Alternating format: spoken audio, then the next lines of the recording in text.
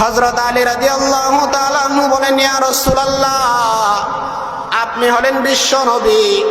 আপনাকে আল্লাহ তাআলা সৃষ্টি না করলে আসমান জমিন চন্দ্র সূর্য লৌহ কলম কিছুই সৃষ্টি করত না। আর আপনি আমাকে ওয়াজ করবেন, আমি আপনার ওয়াজ শুনবো না, এমনটা হতেই পারে না। আপনি আমাকে কি ওয়াজ করতে চান নির্দ্বিধায় করতে পারেন। নবী বলেন, হে আলী, তাহলে শোনো, তোমার প্রতি আমার 1 নাম্বার ওয়াজ হলো, আজকে থেকে তুমি প্রত্যেক রাত্রে ঘুমাইবার পূর্বে মাত্র 4000 দিনার আল্লাহর রাস্তায় সদকা করে ঘুমাইবা।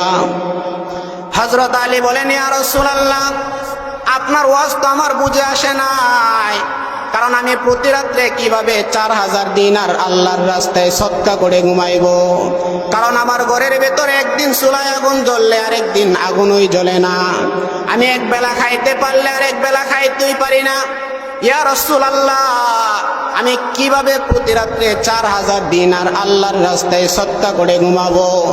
নবী বলেন, হে আলী, তাহলে শোনো, আজকে থেকে তুমি প্রত্যেক রাত্রে ঘুমাইবার পূর্বে মাত্র 4 বার সূরা আল ফাতিহা পড়ে ঘুমাইবা। যদি আমলটা করে ঘুমাইতে পারো, তাহলে 4000 দিনার আল্লাহর রাস্তায় সদকা করে ঘুমাইলে যেই রকম সওয়াব হয়, সমপরিমাণ সওয়াব আল্লাহ দান করে দিবে। সুবহানাল্লাহ। হে আলী, তোমার প্রতি আমার 2 নাম্বার ওয়াজ হলো, আজকে থেকে তুমি প্রত্যেক রাত্রে ঘুমাইবার পূর্বে মাত্র 30 পারা কুরআনুল কারীমের খতম করে ঘুমাইবা। হযরত আলী রাদিয়াল্লাহু তাআলা আনহু বলেন, ইয়া রাসূলুল্লাহ, আমি কিভাবে 30 পারা কুরআনুল কারীম কমপ্লিট খতম করে ঘুমাইবো? কারণ আমি যদি এশারের নামাজের পরে কুরআনুল কারীমের তিলাওয়াত শুরু করে দেই, ফজরের আজান দেবে, আমার কুরআনুল কারীমের তিলাওয়াত শেষ হতে পারে, নাও হতে পারে। আমি কোন সময় কুরআনুল কারীমের খতম করব আর কোন সময় ঘুমাবো? নবী বলেন, হে আলী, তাহলে শোনো, আজকে থেকে তুমি প্রত্যেক রাত্রে ঘুমাইবার পূর্বে মাত্র 3 বার সূরা ইখলাস, মুসল্লিদের পরিভাষায় কুল হুয়াল্লাহু আহাদ, এই সূরাটা পড়ে ঘুমাইবা। যদি আমলটা করে ঘুমাইতে পারো, তাহলে 30 পারা কুরআনুল কারীম কমপ্লিট খতম করে ঘুমাইলে যেই রকম সওয়াব হয়, সমপরিমাণ সওয়াব আল্লাহ তোমাকে দান করে দিবে। হে আলী, তোমার প্রতি আমার 3 নাম্বার ওয়াজ হলো, আজকে থেকে তুমি প্রত্যেক রাত্রে ঘুমাইবার পূর্বে একটা জগরা মীমাংসা করে ঘুমাইবা। হযরত আলী রাদিয়াল্লাহু তাআলা আনহু বলেন, ইয়া রাসূলুল্লাহ, রাজাপুরের মানুষ কি প্রতিদিন ঝগড়া করে, আমি কোথায় পাবো, কিভাবে মীমাংসা করব? নবী বলেন, হে আলী, তাহলে শোনো, আজকে থেকে তুমি প্রত্যেক রাত্রে ঘুমাইবার পূর্বে মাত্র 10 বার আঙ্গুলে গনে গনে আস্তাগফিরুল্লাহ আস্তাগফিরুল্লাহ আস্তাগফিরুল্লাহ এই আমলটা করে ঘুমাইবা। যদি এই আমলটা করে ঘুমাইতে পারো, তাহলে একটা ঝগড়া মীমাংসা করে ঘুমাইলে যে রকম সওয়াব হয়, সমপরিমাণ সওয়াব আল্লাহ তোমাকে দান করে দিবে। হে আলী, তোমার প্রতি আমার 4 নাম্বার ওয়াজ হলো, আজকে থেকে তুমি প্রত্যেক রাত্রে ঘুমাইবার পূর্বে জান্নাতের মূল্য দিয়া ঘুমাইবা। হযরত আলী রাদিয়াল্লাহু তাআলা আনহু বলেন, ইয়া রাসূলুল্লাহ, আপনি কেমন ওয়াজ করলেন? আপনার ওয়াজ তো আমার বুঝে আসে নাই। ইয়া রাসূলুল্লাহ, আপনি জান্নাতের মূল্য দিয়ে আমি ঘুমাবো দূরের কথা, জান্নাতের একটা ইটের মূল্য দেওয়ার ক্ষমতা পৃথিবীর কারো আসেনি। ইয়া রাসূলুল্লাহ, আমি জান্নাতের মূল্য দিয়ে কিভাবে ঘুমাবো? নবী বলেন, হে আলী, তাহলে শোনো, আজকে থেকে তুমি প্রত্যেক রাত্রে ঘুমাইবার পূর্বে মাত্র 4 বার আমি রাসূলের শানে দুরূদ ও সালাম পড়ে ঘুমাইবা। যদি এই আমলটা করে ঘুমাইতে পারো, তাহলে জান্নাতের মূল্য দিয়ে ঘুমাইলে যে এরকম সওয়াব হয়, সমপরিমাণ সওয়াব আল্লাহ তোমাকে দান করে দিবে। হে আলী, তোমার প্রতি আমার 5 নাম্বার সর্বশেষ ওয়াজ হলো, আজকে থেকে তুমি প্রত্যেক রাত্রে একটা নফল কবুল উমরা করে ঘুমাইবা।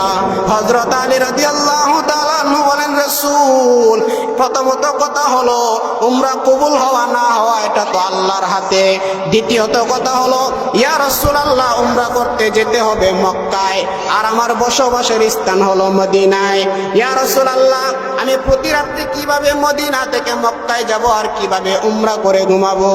নবী বলেন, হে আলী, তাহলে শোনো, আজকে থেকে তুমি প্রত্যেক রাত্রে ঘুমাইবার পূর্বে মাত্র 4 বার কালিমায়ে তাইয়্যিবা পড়ে ঘুমাইবা। যদি আমলটা করে ঘুমাইতে পারো, তাহলে একটা নফল কবুল উমরা করে ঘুমাইলে যেই রকম সওয়াব হয়, সমপরিমাণ সওয়াব আল্লাহ তোমাকে দান করে দিবে। মুসলমান বাবাজিরা আমার, খুব ভালো করে বুঝেন, মনোযোগ উম্মতেরা শুনেন, এই যে ওয়াজটা, এই ওয়াজটা সাধারণ কোনো ওয়াজ নয়। যেই ওয়াজটি করেছেন বিশ্বনবী জনাবে মুহাম্মদুর রাসূলুল্লাহ সাল্লাল্লাহু আলাইহি ওয়াসাল্লাম, ওয়াজটি গ্রহণ করেছেন তার মেয়ে জামাতা হযরত আলী রাদিয়াল্লাহু তাআলা আনহু। নবী যে ওয়াজটা হযরত আলী রাদিয়াল্লাহু তাআলা আনহুকে করে কেমন যেন পৃথিবীর মানুষদেরকে জানান দিতে চায়, এ আমার উম্মতেরা শোনো, তোমরা যদি আজকের পর থেকে এই ওয়াজটি শোনার পরে তোমরা আমল করা শুরু করে দিতে পারো, তাহলে তোমরা দুনিয়ার প্রতিটি ঘাটে ঘাটে হবে সম্মানী, আর মৃত্যুর পরে পরকালেও হাসতে হাসতে আল্লাহর তৈরি জান্নাতি। ওয়াল্লাইলু মেহে জুলফে মুহাম্মদ কা তারান্নুম ওয়াশ-শামসু মে রুখসারায়ে আহমদ কা তারান্নুম ওয়াশ-শামসু মে রুখসারায়ে আহমদ কা তারান্নুম والفجر में सुबह रसालत की बशारत والفجر में सुबह रसालत की बशारत والعصر में दौर नबूवत की बशारत والعصر में दौर नबूवत की बशारत हर फूल में रूए मदीना का तबस्सुम हर फूल में रूए मदीना का तबस्सुम शाखों की लचक में कद आका का तकल्लुम शाखों की लचक में कद आका का तकल्लुम यासीन से मौला ने कभी उसको पुकारा यासीन से मौला ने कभी उसको पुकारा हामीम को भी और कभी तौसीन इशारा हामीम को भी और कभी तौसीन इशारा। আল্লাহু আকবার। এই জন্য বাবাজিরা বলতেছিলাম, ওয়াজ তো মূল বিষয় না, মূল বিষয় হলো আমল করা। এই জন্য রাসূল করিম সাল্লাল্লাহু আলাইহি ওয়াসাল্লাম বলেন, আখলিস দীনাকা ইয়াকফিকাল আমালুল কলিল, অল্প আমল ইখলাসের সাথে অনবরত করতে থাকো, ওই অল্প আমল নাজাতের জন্য যথেষ্ট হয়ে যাবে। এই জন্য আমল অনবরত করতে থাকা, নিয়মতান্ত্রিক আমল করতে থাকা। আজকে তো আমরা সাধারণ মানুষ হওয়ার পরেও, কাজ কাম নাই, সাধারণ মানুষ হওয়ার পরেও আজকে আমরা নিজেকে রবের সাথে সম্পর্ক করতে, আমলে নিজেকে যুক্ত করতে পারি নাই। অথচ আগেকার মানুষ আশ্চর্য হবেন, রাষ্ট্রের গুরুত্বপূর্ণ দায়িত্বে থাকার পরেও নিজেকে নিজে রবের সাথে সম্পর্ক, আমলে নিজে যুক্ত হতে কখনো ভুলে নাই। এই জন্য আমলে নিজেকে নিজে যুক্ত রাখা, আগেকার মানুষ নিজেকে নিজে আমলের সাথে যুক্ত রাখতেন।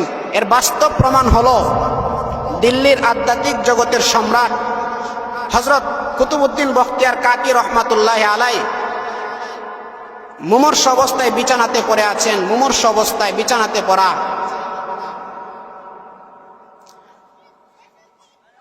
মুমূর্ষ অবস্থায় বিছানাতে পড়ে আছেন। থাকতো কারণ গেছে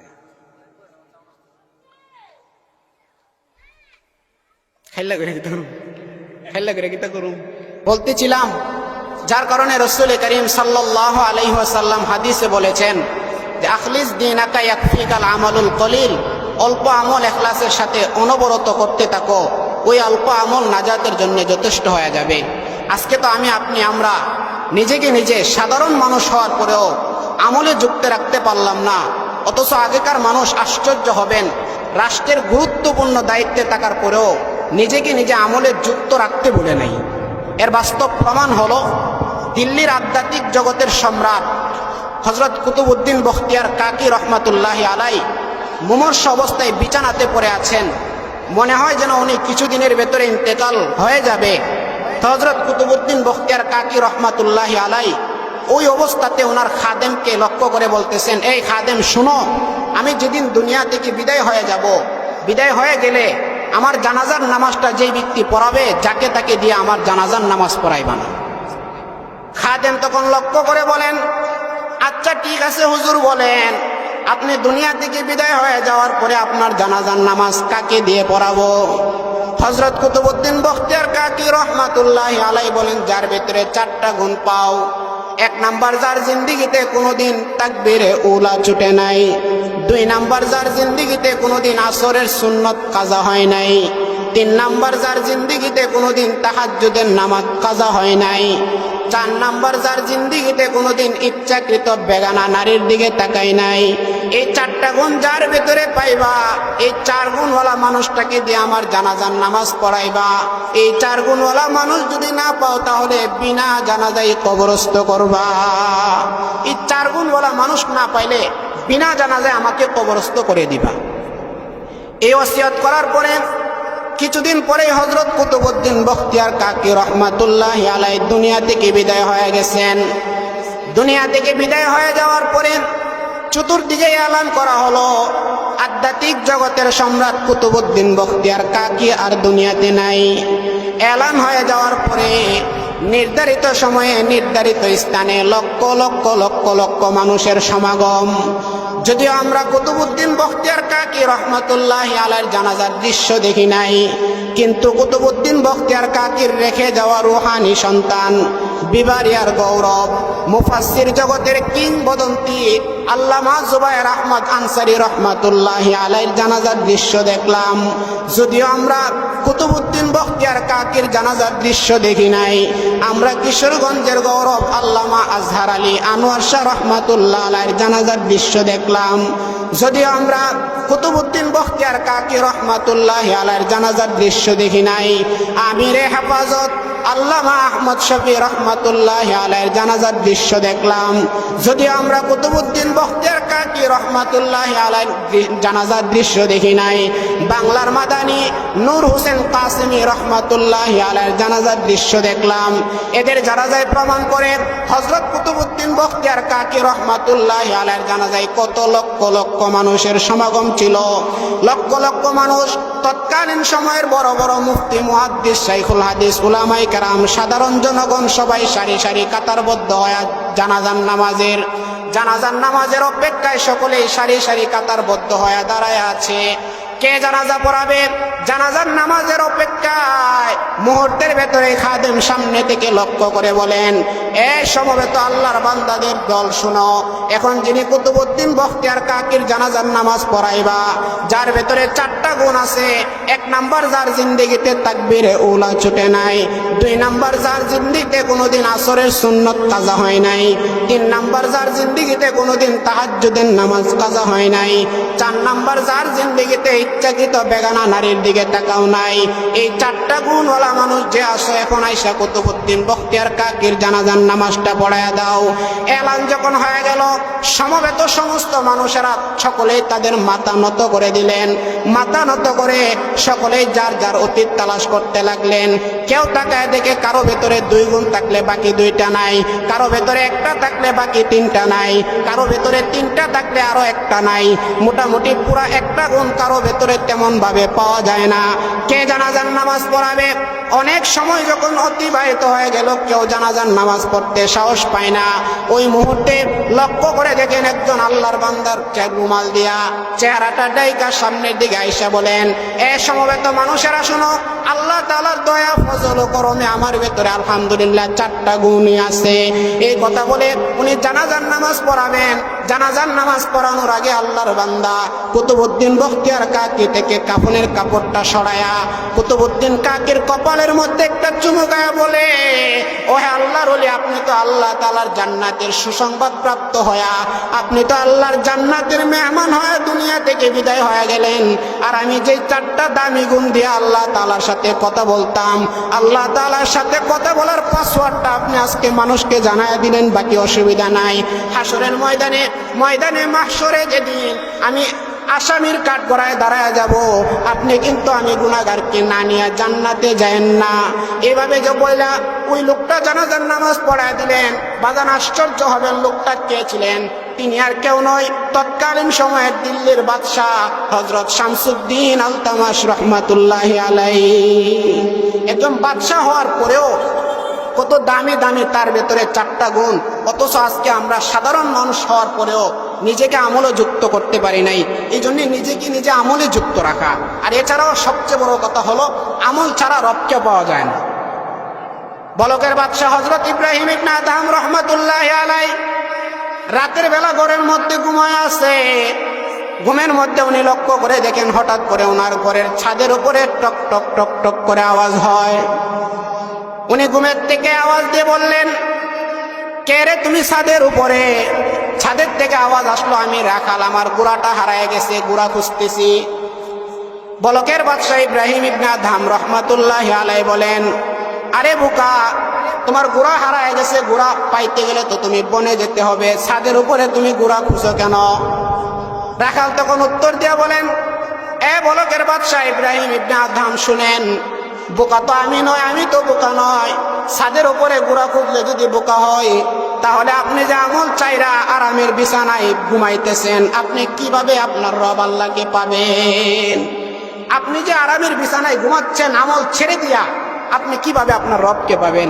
এই জন্য নিজেকে নিজে সব সময় আমলে যুক্ত রাখা। যাই হোক, আমি আপনাদের সামনে আর কথা লম্বা করব না। যে আয়াতে কারিমা তেলাওয়াত করেছিলাম, আমি আপনাদেরকে সেই আয়াতের দিকে নিয়ে যাই। আমার তিলাওয়াতকৃত আয়াতের ভেতরে আল্লাহ তাআলা, আমরা যে ঈমানদার নিজেকে দাবি করি, আমাদের ঈমানটা কেমন হতে হবে, ঈমানের মাপকাঠি আল্লাহ আমার তিলাওয়াতকৃত আয়াতের ভেতরে উল্লেখ করেছেন। আল্লাহ বলেন, আমিনু কামা আমানান নাস। আল্লাহ রাব্বুল আলামিন বলেন, হে দুনিয়ার মানুষ, তোমরা ঈমান আনো ওই সমস্ত মানুষদের মতো যারা নাকি ঈমানের জন্য নিজের জীবনটাকে বিসর্জন দিয়া দিছে। কারা ঈমানের জন্য নিজের জীবনটাকে বিসর্জন দিছে? আপনি যদি আয়াতের ব্যাখ্যা খুঁজতে যান তো তাফসীরের কিতাবে 3টা ব্যাখ্যা পেয়ে যাবেন। এর ভিতরে একটা ব্যাখ্যা হলো, আমিনু কামা আমানান নাস, তোমরা ঈমান আনো যেরকম ভাবে সাহাবায়ে কেরাম ঈমান এনেছেন। সাহাবায়ে কেরাম কিভাবে ঈমান আনছে? বাজান আশ্চর্য হবেন, সাহাবায়ে কেরাম কিভাবে ঈমান আনছে আপনি তো যে জানেন। খলিফাতুর রাসূল হযরত ওমর রাদিয়াল্লাহু তাআলা একদিন মসজিদে নববীতে কুরআন সুন্নাহর আলোকে উনি হৃদয় বিদারক বক্তব্য দিচ্ছিলেন। এক ফাঁকে হযরত ওমর রাদিয়াল্লাহু তাআলা বলেন, এই সমবেত সাহাবীরা শুনো, আমার জানা মতে, আমার বুঝ মতে, আমার দেখা, ইসলামের জন্য, ঈমানের জন্য হযরত বেলাল যেই রকম ত্যাগ করেছেন, হযরত বেলাল রাদিয়াল্লাহু তাআলা যেই রকম কষ্ট করেছেন, ওই রকম কষ্ট কোনো সাহাবী করে নাই। মজমাটার ভেতরে নবীজির আরেক প্রিয় সাহাবী হযরত খাব্বাব রাদিয়াল্লাহু তাআলা বসা ছিলেন। হযরত খাব্বাব রাদিয়াল্লাহু তাআলা দাঁড়ায়া বলেন, হে ভাই ওমর, আপনি ইসলামের ত্যাগের বেলায়, ঈমানের কষ্টের বেলায় বেলালের নামটা নিলেন, আমি খাব্বাবের নামটা নিলেন না। হযরত ওমর রাদিয়াল্লাহু তাআলা বলেন, খাব্বাব, তুমি ইসলামের জন্য, ঈমানের জন্য কেমন কষ্ট করছো আমি দেখি নাই, জানিও না, বুঝিও নাই। ঠিক আছে, তুমি বলো ইসলামের জন্য, ঈমানের জন্য তুমি কেমন কষ্ট করছো? হযরত খাব্বাব রাদিয়াল্লাহু তাআলা বলেন, আমি ইসলামের জন্য, ঈমানের জন্য কেমন কষ্ট করছি এটা আমার মুখে বলতে হবে না, আপনি যদি আমার কোমরটা দেখেন তাহলে আপনি বুঝতে পারবেন আমি ইসলামের জন্য কেমন কষ্ট করছি। এই কথা বলে হযরত খাব্বাব রাদিয়াল্লাহু তাআলা যেই মাত্র ওনার কোমর থেকে কাপড়টা সরায়া দিলেন, হযরত ওমর রাদিয়াল্লাহু তাআলা হযরত খাব্বাবের কোমরটা দেখে ভয় পেয়ে গেলেন। মুসলমান বাবাজিরা আমার, পর্দার আড়ালের মা বোনেরা, কথাগুলা দিল দিয়া বুঝেন, মনোযোগ দিয়া শ্রবণ করার চেষ্টা করেন।